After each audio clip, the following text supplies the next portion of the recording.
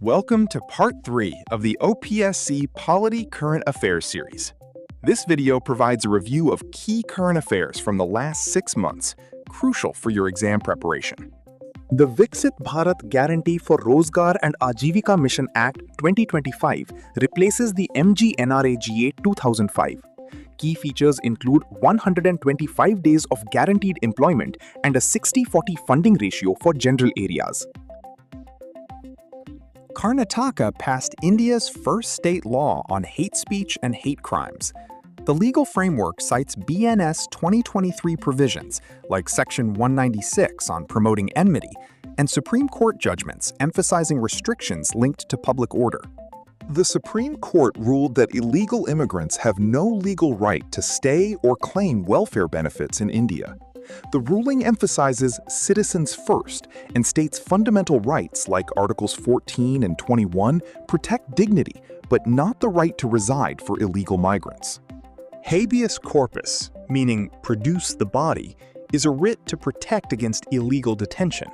It ensures personal liberty and human dignity. It is enshrined in Article 32 for the Supreme Court and Article 226 for high courts, with an exception for valid detentions. A recent Supreme Court ruling on contempt of court stated that unconditional apologies should be accepted, and contempt powers are meant to protect justice, not silence criticism. Pesa Mahotsav 2025 commemorates the Panchayat's Extension to Scheduled Areas Act, 1996. The PESA Act extends Part 9 of the Constitution to scheduled areas, recognizing customary laws and ensuring reservation for STs. India's initiatives to strengthen PESA include legislative backing under Article 243(m)(4)(b) and institutional oversight by the National Commission for Scheduled Tribes. Judicial support is reinforced by the 2013 Niyamgiri judgment. The Allahabad High Court affirmed that live-in relationships are legal and consenting adults in them have fundamental rights protection.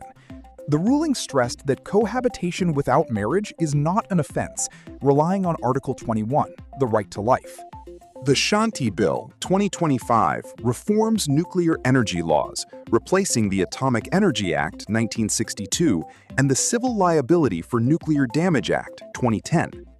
Reforms include ending the state monopoly and permitting up to 49% FDI in specific nuclear activities. Legal updates on nuclear liability include capped supplier responsibility and operator insurance set at 1,500 crore rupees per accident, managed by the Indian Nuclear Insurance Pool. The National Blood Transfusion Bill 2025 was also introduced in Parliament. Thalassemia is an inherited blood disease, causing the body to not make enough healthy hemoglobin. It leads to anemia and requires severe patients to have blood transfusions every 2 to 4 weeks for management.